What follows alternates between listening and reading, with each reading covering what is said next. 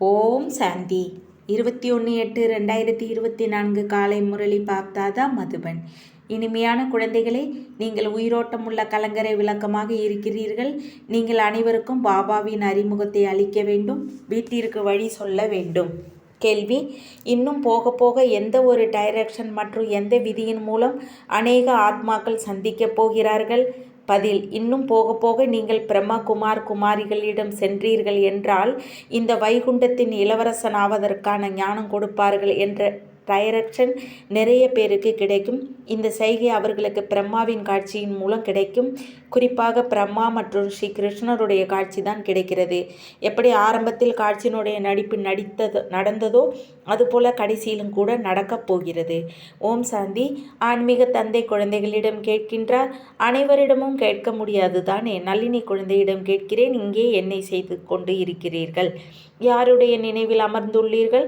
பாபாவினுடைய நினைவில். பாபாவினுடைய நினைவில் மட்டும் அமர்ந்துள்ளீர்களா அல்லது இன்னும் வேறு ஏதும் நினைவு இருக்கிறதா? பாபாவின் நினைவின் மூலம் விக்ரமங்கள் விநாசமாகும். இன்னும் வேறு எதை நினைவு செய்கிறீர்கள்? இது புத்தியினுடைய வேலை அல்லவா? ஆத்மாக்களாகிய நாம் வீட்டிற்கு செல்ல வேண்டும். எனவே வீட்டையும் நினைவு செய்ய வேண்டும். என்னை வீட்டிற்கு சென்று அமர்ந்து கொள்ள வேண்டுமா? விஷ்ணுவிற்கு சுயதரிசன சக்கரம் காட்டுகிறார்கள் அல்லவா? அதனுடைய அர்த்தத்தையும் பாபா இப்பொழுது புரிய வைத்துள்ளார். சுயம் என்றால் ஆத்மாவின் தரிசனம் என்றாகிறது. 84 பிறவிகளின் சக்கரம். எனவே அந்த சக்கரத்தையும் சுற்ற வேண்டும். நாம் 84 பிறவிகளின் சக்கரத்தை சுற்றி சுற்றி வீட்டிற்கு செல்வோம் என்பதையும் நீங்கள் தெரிந்துள்ளீர்கள். அங்கிருந்து சத்தியுகத்திற்கு நடிக்க வருவீர்கள். பிறகு 84 பிறவிகளின் சக்கரத்தை சுற்றுவீர்கள். விஷ்ணுவிற்கு எந்த சக்கரமும் கிடையாது. அவர் சத்தியுகத்தின் தேவதை. விஷ்ணுபுரி என்று சொல்லுங்கள் அல்லது லட்சுமி நாராயணபுரி என்று சொல்லுங்கள். சொர்க்கம் என்றும் சொல்லுங்கள். அனைத்தும் சரியே. சொர்க்கத்தில் லட்சுமி நாராயணனுடைய ராஜ்யம் இருந்தது. ஒருவேளை ராதே கிருஷ்ணனுடைய ராஜ்யம் என்று சொன்னால் தவறு செய்கிறார்கள். ராதே கிருஷ்ணனுடைய ராஜ்யம் என்று இருப்பது இல்லை. ஏனென்றால் இருவரும் தனித்தனி ராஜ்யத்தில் இளவரசன் இளவரசி ராஜ்யத்தின் எஜமானர்களாக சுயம்வரத்திற்கு பிறகு ஆவார்கள். ஆக விஷ்ணுவிற்கு காட்டப்பட்டுள்ள இந்த சக்கரம் உங்களுடையது. இங்கே நீங்கள் அமரும் பொழுது அமைதியாக மட்டும் அமரக்கூடாது. ஆஸ்தியையும் நினைவு செய்ய வேண்டும். அதற்கு தான் இந்த சக்கரமாகும். நீங்கள் கலங்கரை விளக்கமாக இருக்கின்றீர்கள். பேசுகின்ற நடக்கின்ற கலங்கரை விளக்கமாவீர்கள். ஒரு கண்ணில் சாந்திதாமும் ஒரு கண்ணில் சுகதாமும் இரண்டையும் நினைவு செய்ய வேண்டியுள்ளது. நினைவின் மூலம் பாவங்கள் அழிய வேண்டும். வீட்டை நினைவு செய்வதன் மூலம் வீட்டிற்கு சென்று விடுவீர்கள். பிறகு சக்கரத்தையும் நினைவு செய்ய வேண்டும். இந்த முழு சக்கரத்தின் ஞானம் உங்களுக்குத்தான் இருக்கிறது. இப்போது இந்த கடைசி பிறவி மரணலோகமாகும். புதிய உலகத்தை அமரலோகம் என்று சொல்லப்படுகிறது. அமரர் என்றால் நீங்கள் எப்பொழுதும் வாழ்ந்து கொண்டே இருக்கிறீர்கள். நீங்கள் ஒருபோதும் இறப்பது இல்லை. இங்கே இருந்து திடீரென்று மரணம் சம்பவித்து விடுகிறது. வியாதிகள் ஏற்படுகிறது. அங்கே இறப்பதற்கான பயம் இருப்பதில்லை. ஏனென்றால் அமரலோகமாகும். நீங்கள் வயதானவர்கள் ஆகி விடுவீர்கள் என்றால் கூட நாம் கற்ப மாளிகையில் சென்று பிரவேசிப்போம் என்ற ஞானம் இருக்கிறது. இப்போது கற்ப சிறைக்கு செல்கிறார்கள். அங்கே கற்ப மாளிகை இருக்கிறது. அங்கே இப்போது அங்கே தண்டனை அனுபவிக்க பாவம் செய்வது இல்லை. இங்கே பாவம் செய்கிறார்கள். அந்த காரணத்தினால் தண்டனை அனுபவித்துவிட்டு வெளியே வருகிறார்கள் எனும்பொழுது மீண்டும் பாவம் செய்வதை ஆரம்பித்து விடுகிறார்கள். இது பாவாத்மாக்களின் உலகம். இங்கேதான் துக்கம் ஏற்படுகிறது. அங்கே துக்கம் என்ற வார்த்தை இல்லை. எனவே ஒரு கண்ணில் சாந்திதாமம் மற்றொரு கண்ணில் சுகதாமத்தை வையுங்கள். நீங்கள் பிறவிகளாக ஜபம் தவம் போன்றவை செய்து வந்துள்ளீர்கள். ஆனால் அது ஞானம் இல்லை, அது பக்தி. அதில் நீங்கள் அப்படி சதோ பிரதானமாக ஆவதற்கு எந்த யுக்தியும் கிடைப்பதில்லை. யாருமே தெரிந்திருக்கவில்லை. கேட்டிருக்கிறோம், அவ்வளவுதான். கிருஷ்ண பகவானுடைய மகா வாக்கியம் தேகம் உட்பட இந்த கீதையின் வார்த்தைகள் என்ன இருக்கிறதோ அதை படித்து சொல்கிறார்கள். நீங்கள் அப்படி ஆகுங்கள் என்று சொல்வதில்லை. பகவான் தூய்மையற்றவர்களை தூய்மையாக ஆக்க வந்த பொழுது இப்படி சொல்லிவிட்டு சென்றுள்ளார் என்று மட்டும் படிக்கிறார்கள். கீதையில் பரமாத்மா பரமபிதா பரமாத்மா என்பதற்கு பதிலாக கிருஷ்ணருடைய பெயரை போட்டுவிட்டார்கள். அவ்வளவுதான். கிருஷ்ணர் என்பவர் ரதி. அவருக்கு ரதம் வேண்டுமா என்ன? அவரே தேகதாரி. கிருஷ்ணருடைய பெயரை யார் வைத்தார்கள்? பிறந்த 6ஆம் நாள் வருகிறது என்றால் அனைவருக்கும் பெயர் வைக்கிறார்கள் அல்லவா? பாபாவே வெறுமனே சிவன் என்றுதான் சொல்லப்படுகிறது. ஆத்மாக்களாகிய நீங்கள் பிறப்பு இறப்பில் வருகிறீர்கள். சரீரத்தில் பெயர் மாறுகிறது. சிவபாபா பிறப்பு இறப்பில் வருவதில்லை. அவர் எப்பொழுதுமே சிவன் ஆவார். புள்ளி வைக்கிறார்கள் என்றால் சிவன் என்று சொல்கிறார்கள். புள்ளியான ஆத்மா முற்றிலும் சூட்சுமமாக இருக்கிறது. ஒருவேளை ஆத்மாவில் காட்சி ஏற்படுகிறது என்றாலும் யாருக்கும் புரிவதில்லை. தேவியை பார்த்தால் குஷி அடைவார்கள். நல்லது. பிறகு என்ன பலன்? எதுவும் இல்லை, அர்த்தமில்லை. வெறுவனே பிடிவாதம் பக்தி செய்தார்கள், தரிசனம் செய்தார்கள் என்றால் அதிலேயே குஷியாகி விடுகிறார்கள். மற்றபடி முக்தி, ஜீவன் முக்தியின் விஷயமே இல்லை. அவை அனைத்தும் பக்தி மார்க்கம். இது ஞான மார்க்கம். இங்கே குறிப்பாக பிரம்மாவின் காட்சி ஏற்படுகிறது. பிறகு ஸ்ரீ கிருஷ்ணருடையதும் ஏற்படலாம். இந்த பிரம்மாவிடம் சென்றீர்கள் என்றால் நீங்கள் கிருஷ்ணருடைய அல்லது வைகுண்டத்திற்கு செல்லலாம் என்று சொல்வார்கள். லட்சுமி நாராயணனுடைய காட்சி ஏற்படலாம். காட்சி கிடைத்துவிட்டால் சத்கதி அடைந்து விட்டோம் என்பது கிடையாது. இங்கே செல்லுங்கள் என்ற சைகை கிடைக்கிறது, அவ்வளவுதான். இன்னும் போக போக நிறைய பேருக்கு காட்சி ஏற்படும், வழி கிடைக்கும். உங்களுடைய திருமூர்த்தி சித்திரம் கூட நாளேடுகளில் வருகிறது. பிரம்மகுமாரிகளின் பெயரும் வருகிறது. எனவே பிரம்மாவின் காட்சி தான் ஏற்படும். இவரிடம் செல்வதன் மூலம் உங்களுக்கு இந்த வைகுண்டத்தின் இளவரசன் ஆவதற்கான ஞானம் கிடைக்கும். எப்படி அர்ஜுனனுக்கு விஷ்ணு மற்றும் விநாசத்தின் காட்சி கிடைத்ததோ அதுபோல நீங்கள் தாமரை மலருக்கு சமமாக ஆக வேண்டும் என்பது பாபா கூறுகின்றார். ஆனால் நீங்கள் நிலையாக அப்படி இருப்பது இல்லை. ஆகையினால் விஷ்ணுவிற்கு அலங்காரத்தை கொடுத்து விட்டார்கள். இல்லை என்றால் தேவதைகளுக்கு சங்கு போன்றவற்றின் அவசியம் என்ன இருக்கிறது? வாயின் மூலம் சொல்வதே சங்கொலி என்று சொல்லப்படுகிறது. தாமரையின் ரகசியத்தை பாபா வந்து புரிய வைக்கின்றார்.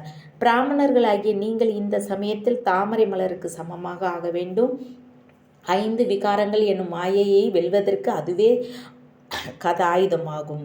என்னை மட்டும் நினைவு செய்தீர்கள் என்றால் உங்களுடைய விக்கிரமங்கள் விநாசமாகும் என்று பாபா சொல்கின்றார். ஸ்ரீமத் படி நடந்து தூய்மையற்றவர்களை தூய்மையாக்கும் பாபாவை நினைவு செய்யுங்கள். ஒரு பாபாவை தவிர வேற யாரும் தூய்மையற்றவர்களை தூய்மையாக்குபவர்கள் கிடையாது. எங்கள் அனைவரையும் இந்த சரீரத்திலிருந்து விடுவித்து தூய்மையான உலகத்திற்கு அழைத்து செல்லுங்கள் என்று என்னை அழைக்கிறீர்கள். எனவே பாபாதான் வந்து அனைத்து ஆத்மாக்களையும் தூய்மையற்ற நிலையிலிருந்து தூய்மையாக்குகின்றார். தூய்மையாக வேண்டும் என்றால் என்னை நினைவு செய்யுங்கள் என்று பாபா கூறுகிறார். நினைவின் மூலம்தான் உங்களுடைய பாவம் அழியும். இதற்கு உத்தரவாதம் அளிக்கின்றேன். பதித்த பாவனவாங்கள் என்று அழைக்கிறீர்கள். உங்களை தூய்மையாக்க புதிய உலகத்திற்கு அழைத்து செல்லுங்கள். எனவே எப்படி செல்வீர்கள்? எவ்வளவு சரியான விஷயத்தை சொல்கிறேன். பாபாவினுடைய சகஜமான ஞானம் மற்றும் சகஜமான விஷயம். கர்ம காரியங்களை செய்து கொண்டே என்னை நினைவு செய்யுங்கள். பாபா கூறுகின்றார், வேலை போன்றவைகளை செய்யுங்கள், உணவு சமையுங்கள், இருந்தாலும் நினைவில் இருந்து கொண்டே. அப்படி செய்யும் பொழுது உணவும் சுத்தமாக இருக்கும். ஆகையினால்தான் பிரம்ம போஜனத்தை தேவதைகளும் விரும்புவர் என்று பாடப்பட்டுள்ளது. இந்த குழந்தைகள் கூட போக எடுத்துக்கொண்டு செல்கிறார்கள். அப்படி செல்லும் பொழுது அங்கே கூட்டம் கூடுகிறது. பிராமணர்கள் மற்றும் தேவதைகளின் கூட்டம் கூடுகிறது. போஜனத்தை சுவீகரிக்க வருகிறார்கள். பிராமணர்கள் உணவு சாப்பிடுவதற்கு முன்னால் மந்திரம் ஜபிக்கிறார்கள். பிரம்மா போஜனத்திற்கு நிறைய மகிமை இருக்கிறது. சந்நியாசிகள் பிரம்மத்தையே நினைவு செய்கிறார்கள். அவர்களுடைய தர்மமே தனிப்பட்டது. அவர்கள் எல்லைக்கு உட்பட்ட சந்நியாசிகள் நாங்கள் வீடு வாசல் சொத்து போன்ற அனைத்தையும் விட்டுவிட்டோம் என்று சொல்கிறார்கள். பிறகு இப்பொழுது உள்ளே நுழைந்து விட்டார்கள். உங்களுடையது எல்லையற்ற சந்நியாசம். நீங்கள் இந்த பழைய உலகத்தை மறந்து விடுகிறீர்கள். நீங்கள் புதிய உலகத்திற்கு செல்ல வேண்டும். வீடு குடும்பத்தில் இருந்து கொண்டே புத்தியில் இப்பொழுது நான் சாந்திதாமம் செல்ல வேண்டும் என்ற நினைவு இருக்கணும். சாந்திதாமத்தையும் நினைவு செய்யணும். பாபா சாந்திதாமம் மற்றும் சுகதாமத்தை நினைவு செய்கிறோம். இது நம்முடைய நிறைய பிறவிகளின் கடைசி பிறவியாகும். 84 பிறவிகள் முடிந்திருக்கிறது. சூரிய வம்சத்திலிருந்து சந்திர வம்சத்தினர், பிறகு வைசிய சூத்திர வம்சத்தினர் ஆகியுள்ளோம். அவர்கள் ஆத்மாதான் பரமாத்மா ஆகிறது என்று சொல்கிறார். ஆத்மாவில் எதுவும் ஒட்டுவதில்லை, ஏனென்றால் ஆத்மாதான் பரமாத்மா என்று சொல்கிறார்கள். இது கூட அவர்களின் தலைகீழான அர்த்தம் என்று பாபா கூறுகிறார்.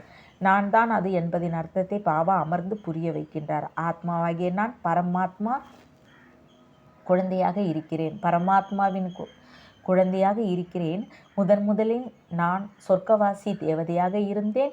பிறகு சந்திரவம்ச சத்திரியராக ஆனேன். 2500 ஆண்டுகள் முடிந்தது. பிறகு வைசிய சூத்திர வம்சத்தினர்களின் விகாரிகளாக ஆனோம். இப்போது நாம் பிராமணர்கள் உச்சி குடுமிகளாக ஆகின்றோம். இங்கே அமர்ந்திருக்கிறோம். 84 பிறவிகளின் குட்டிக்கர்ணம் விளையாடுகிறோம். இதில் குட்டிக்கர்ணத்தின் ஞானம் இருக்கிறது. முன்பெல்லாம் தீர்த்த தலத்துக்கு செல்கிறார்கள் என்றால் கூட இப்படி குட்டிக்கரணம் செய்து அடையாளம் போட்டுக்கொண்டே சென்றார்கள். இப்போது உங்களுடையது உண்மையான தீர்த்த யாத்திரை, சாந்திதாமம் மற்றும் சுகதாமம் செல்வது. நீங்கள் ஆன்மீக வழிகாட்டிகள், அனைவருக்கும் வழி சொல்கிறீர்கள். பாபாவை நினைவு செய்தீர்கள் என்றால் சாந்திதாமத்திற்கு சென்று விடுவீர்கள். சாதுக்கள், சன்னியாசிகள் போன்ற அனைவரும் சாந்திதாமம் செல்வதற்குத்தான் உழைக்கிறார்கள். ஆனால் யாரும் செல்ல முடியாது. அனைவரும் மொத்தமாக ஒன்றாகவே செல்வார்கள். சத்தியுகத்தில் மிகவும் குறைவானவர்களே இருக்கிறார்கள். பிறகு வளர்ந்து கொண்டே செல்கிறது என்று பாபா புரிய வைத்துள்ளார். நீங்கள் சுய தரிசன சக்கரதாரிகள் ஆவீர்கள், தேவதைகள் அல்ல. ஆனால் இந்த சமயத்தில் உங்களுக்கு மாயாவோடு யுத்தம் நடந்து கொண்டிருக்கிறது. அந்த சண்டையில் கூட யார் பலசாலி என்று புரிந்து கொள்கிறார்களோ அவர்களுடைய காலில் சரணமடைந்து விடுகிறார்கள். இப்பொழுது நீங்கள் யாருடைய காலில் தங்களுடைய காலில் சரணம் அடைகிறோம். என்னுடையவர் ஒரு சிவபாபா, வேற யாரும் இல்லை. அனைத்து ஆத்மாக்களுக்கும் தந்தை ஒருவர்தான். அவர் ஒருவருடைய குழந்தை நீங்கள். சாது சந்நியாசிகள் ஒருவர் அல்ல, அநேக பகவான்களாக ஆகிவிடுகிறார்கள். யார் வீட்டில் கோபித்து கொண்டு வெளியேறுகிறார்களோ அவர்கள் பகவான் என்று கூறிக்கொள்கிறார்கள். பிறகு பெரிய பெரிய செல்வந்தர்கள் கோடீஸ்வரன் சென்று அவர்களுடைய சிஷியர்களாக ஆகிறார்கள். பிறகு மோசமான உணவின் பழக்கத்தில் இணைந்து கூட்டம் போடுகிறார்கள். தமோ பிரதானமான மனிதர்கள் அல்லவா இந்துக்களுக்கு தங்களுடைய தர்மத்தை பற்றி தெரியவில்லை. உண்மையில் நீங்கள் ஆதி சனாத்தன தேவி தேவதா தர்மத்தை சேர்ந்தவர்கள், ஆனால் தூய்மையற்றவர்களாக ஆகிவிட்டீர்கள். ஆகையினால் தங்களை தேவதைகள் என்று சொல்லிக் கொள்ள முடியாது. பாபா புரிய வைக்கின்றார். அந்த தர்மம் மறைந்துவிட்டது. மனிதர்கள் எவ்வளவு விகாரிகளாக குற்றப்பார்வை உடையவர்களாக இருக்கிறார். ஒரு மந்திரி பாபாவிடம் வந்தார். என்னுடைய பார்வை குற்ற பார்வையாக செல்கிறது என்று சொன்னார். குழந்தைகளே, குற்றமற்ற பார்வை உடையவர்களாக ஆகுங்கள் என்று பாபா இப்பொழுது புரிய வைக்கின்றார். எதுவரை குற்ற பார்வை செல்கிறதோ அதுவரை நீங்கள் தூய்மையற்றவர்களாகி விடுகிறீர்கள். தங்களை சகோதரர்கள் என்று புரிந்து கொண்டீர்கள் என்றால் அந்த குற்ற பார்வை போய்விடும். நாம் ஆத்மாக்கள் சகோதரர்கள் ஆவோம். ஒரு தந்தையின் மீது ஆஸ்தி எடுத்து கொண்டு இருக்கிறோம். ஆத்மாவின் சிம்மாசனம் இரு புருவ மத்தியாகும். இதனை அழிவற்ற சிம்மாசனம் என்று சொல்லப்படுகிறது. அழிவற்ற ஆத்மா இந்த சிம்மாசனத்தில் அமர்ந்து இருக்கிறது. இது மண்ணாலான பொம்மை. முழு நடிப்பும் ஆத்மாவில் தான் நிறைந்திருக்கிறது. நான் 5000 ஆண்டுகளுக்கு பிறகு குழந்தைகளாகிய உங்களுக்கு ஆஸ்தியை கொடுப்பதற்கு வருகின்றேன் என்று பாபா கூறுகின்றார். நாம் ஆரோக்கியம், செல்வம், மகிழ்ச்சியின் ஆஸ்தியை பெறுவதற்கு வந்துள்ளோம் என்பதை நீங்கள் தெரிந்துள்ளீர்கள். சத்தியுகத்தில் அளவற்ற செல்வம் கிடைக்கிறது. நீங்கள் 21 தலைமுறைக்கு தேவதையாக ஆகிறீர்கள். வயதாகாமல் யாரும் ஒருபோதும் இறக்க மாட்டார்கள். இங்கே அமர்ந்து திடீரென்று இறந்து விடுகிறார்கள். கர்ப்பத்தில் உள்ளேயும் கூட இறந்து விடுகிறார்கள். அங்கே துக்கம் என்ற பெயரே இருப்பது இல்லை. அதனை சுகதாமம், ராமராஜ்யம் என்று சொல்லப்படுகிறது. இது துக்கதாமம், ராவனுடைய ராஜ்யம். சத்தியுகத்தில் ராவணன் இருப்பது இல்லை. எனவே இந்த 84 பிறவிகளின் சக்கரமும் உங்களுக்கு புத்தியில் நினைவிருக்கும். மிகுந்த குஷி இருக்கும். நாம் புதிய உலகத்தின், அதாவது சத்தியுகத்தின் எஜமானர்களாக ஆகக்கூடியவர்கள் என்பது தெரிந்து உள்ளீர்கள். கீதையில் கூட பகவானுடைய மகா வாக்கியம் இருக்கிறது. குழந்தைகளே, தேகம் உட்பட தேகத்தின் அனைத்து சம்பந்தங்களையும் விடுங்கள். தங்கள் ஆத்மா என்று புரிந்து என்னை மட்டும் நினைவு செய்யுங்கள். உங்களுடைய உண்மையிலும் உண்மையான இறை நண்பன் அவர் ஆவார். அல்லாவுதீன் நாடகம், ஹத்மதாயி நாடகம் போன்ற அனைத்தும் இந்த சமயத்தினுடையது. குழந்தைகள் குறைவாக பிறக்க வேண்டும் என்று இப்பொழுது மனிதர்கள் எவ்வளவு மண்டையை உடைத்து கொள்கின்றார்கள். எல்லையற்ற தந்தை எவ்வளவு குறைத்து விடுகிறார். முழு உலகத்திலும் சத்தியுகத்திலும் 9 லட்சம் பேர்களே இருக்கிறார்கள். மற்றபடி இவ்வளவு கோடிக்கணக்கான மனிதர்கள் இருப்பது இல்லை. அனைவரும் முக்தி தாமம், சாந்தி தாமம் சென்று விடுவார்கள். இது வித்தையான விஷயம் அல்லவா? ஒரு தேவி தேவதா தர்மத்தின் அடித்தளம் இட்டுவிட்டு மற்ற அனைத்தையும் விநாசம் செய்து விடுகிறார். இந்த 84 பிறவிகளின் சக்கரத்தை நல்ல விதத்தில் புத்தியில் நிறுத்த வேண்டும். இது சுய தரிசன சக்கரம். மற்றபடி சக்கரத்தின் மூலம் யாருடைய கழுத்து போன்றவற்றை அறுக்க தேவையில்லை. அனைவரையும் சுய தரிசன சக்கரத்தில் கொன்றார் என்று எழுதிவிட்டார்கள். இது கூட நிந்தனை. எவ்வளவு இம்சையாளர்களாக மாற்றிவிட்டார்கள். நீங்கள் இரட்டை அகிம்சையாளர்களாக ஆகின்றீர்கள். காம கோடாரியை வீசுவதும் இம்சை. தேவதைகளை தூய்மையானவர்கள் என்று சொல்லப்படுகிறது. யோக பலத்தின் மூலம் உலகிற்கு எஜமானர்கள் ஆகிறார்கள். யோகம் வேண்டும் என்ற காட்சி யோக பலத்தின் மூலம் குழந்தை பிறக்க வைக்க முடியாதா என்ன? இப்பொழுது குழந்தை உருவாக வேண்டும் என்று காட்சி ஏற்படும். இப்பொழுது இந்த சரீரத்தை விடுவீர்கள், பிறகு வாயில் தங்க கரண்டி இருக்கும் என்று பாபா புரிய வைக்கின்றார். நாம் அமரலோகத்தில் பிறவி எடுத்தால் வாயில் தங்க கரண்டி இருக்கும் என்று புரிந்து கொள்கிறீர்கள். ஏழைகளிடம் இவ்வளவு செல்வந்தம், பொருட்கள் போன்றவை இருக்குமா என்ன? மற்றபடி சுகம் இருக்கும், ஆயுள் நீண்டதாக இருக்கும். ராஜா, ராணி, செல்வந்த பிரஜைகள் அனைவரும் வேண்டும் அல்லவா? நல்லது. இனிமையிலும் இனிமையான காணாமல் போய் கண்டெடுக்கப்பட்ட செல்ல குழந்தைகளுக்கு தாயின் தந்தையுமான பாப்தாதாவின் அன்பு நினைவுகள். காலை வணக்கம். ஆன்மீக குழந்தைகளுக்கு ஆன்மீக தந்தை நமஸ்தே, ஆன்மீக தந்தைக்கு ஆன்மீக குழந்தைகள் அன்பு நினைவுகள் மற்றும் நமஸ்தே. தாரணைக்கான முக்கிய சாரம்: 1. பாபாவின் நினைவின் கூடவே குஷியாக இருப்பதற்கு 84 பிறவிகளின் சக்கரத்தை நினைவு செய்ய வேண்டும். சுய தரிசன சக்கரத்தை சுற்ற வேண்டும். இறைவனை தங்களுடைய உண்மையான நண்பனாக்கி கொள்ள வேண்டும். 2. இரட்டை அகிம்சையாளராக ஆவதற்கு குற்ற பார்வையை மாற்றி குற்றமற்ற பார்வை மாற்ற வேண்டும். நாம் ஆத்மாக்கள், சகோதரர்கள் என்ற பயிற்சியை செய்ய வேண்டும். வரதானம்: சர்வ சக்திவான் பாபாவை இணைந்த ரூபத்தில் கூடவே வைத்திருக்கக்கூடிய வெற்றி மூர்த்தி ஆகுக. எந்த குழந்தைகளோடு சர்வ சக்திவான் பாபா இணைந்த ரூபத்தில் இருக்கிறாரோ அவர்களுக்கு சர்வ சக்திகள் மீது உரிமை உள்ளது மற்றும் எங்கே சர்வ சக்திகள் உள்ளனவோ அங்கே வெற்றி இல்லை என்பது நடக்க முடியாதது. சதா பாபாவுடன் இணைந்திருப்பது குறைவாக இருந்தால் வெற்றியும் குறைவாக இருக்கும்.